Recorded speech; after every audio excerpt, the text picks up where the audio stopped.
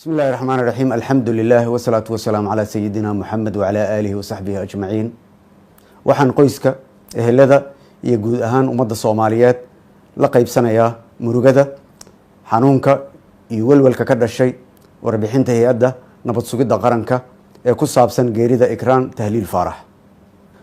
tan iyo intii ay soo bilaabatay arinta Ikraan waxaan si dhow ula socday kiiskeeda anigoo faray hoggaanka hay'adda NISA in ay keenaan xog dhameystiran siyayna waqti ku filan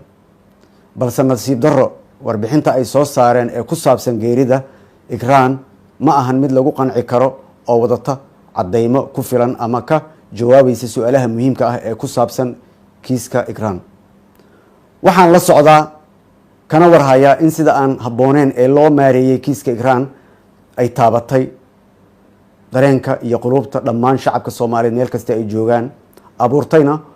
caro iyo falcelin keentay in la afduubo muwaadiniin Soomaaliyeed oo aan wax lug ah ku lahayn arrinkan haddaba aniga oo ka duulaya arrinkan waxa ummadda Soomaaliyeed u cadeynaya in xukuumadda federaalka Soomaaliya uu waajib dastuuri ah ka saaran yahay ilaalinta xuquuqda aasaasiga ah ee muwaadinka Soomaaliyeed ee ku cad qodobada 10aad 15aad 33aad ee dastuurka kumeel gaarka ah ee Jamhuuriyadda Federaalka Soomaaliya haddaba anigoo ka jawaabaya cabashooyinka qoyska Ikraan iyo dhammaan shacabka Soomaaliyeed meel kasta ay joogaan tixgelinaya duruufaha uu dalka ku jiro iyo mas'uuliyadda isaaran Allah subhanahu wa ta'ala hortiisa waxaan u cadeynayaa qoyska Ikraan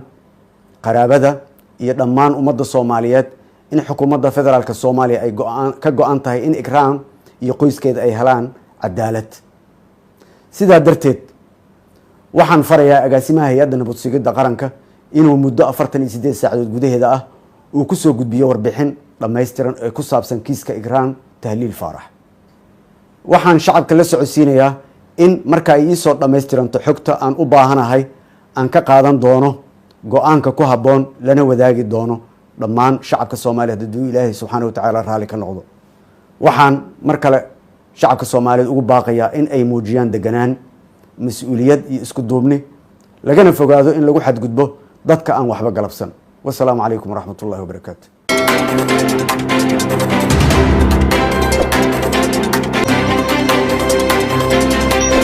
بسم الله السلام عليكم ورحمة الله وبركاته كلاتي وعن أولاكسن دقيستياشي دان آدكو جعله ميل كستو الدنيا الدافئة إذا كتشوكتان وحانا نقل حديث تابرتان يوتيوب كلنا ندعو عالم ميديا